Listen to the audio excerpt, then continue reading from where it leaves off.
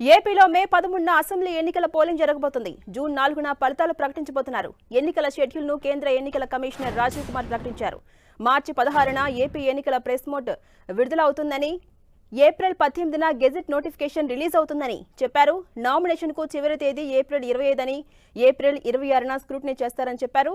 Nomination విత్డ్రాకు April 29 చివరి తేదీ అని సీఈసీ రాజీవ్ కుమార్ చెప్పారు. మే 13న పోలింగ్ జరుగుతుందని, జూన్ 4న రిజల్ట్ వస్తుందని తెలిపారు.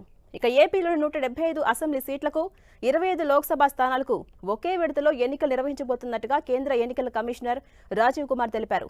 దేశవ్యాప్తంగా పార్లమెంటు ఎన్నికలు 7 దశల్లో జరగబోతుండగా ఏపీలో ఎన్నికలు 4వ విడతలో నిర్వహించబోతున్నట్టుగా సీఈసీ తెలిపింది. ఏపీ, తెలంగాణలో మే 13న పార్లమెంటు ఎన్నికలు జరగబోతున్నాయి. 4వ దశ లోక్సభ ఎన్నికల నోటిఫికేషన్ ఏప్రిల్ 18న వెలువడనుంది. మే 13న పోలింగ్ జరగబోతుంది. జూన్ 4న దేశవ్యాప్తంగా ఫలితాలు వెల్లడి కాబోతున్నాయి.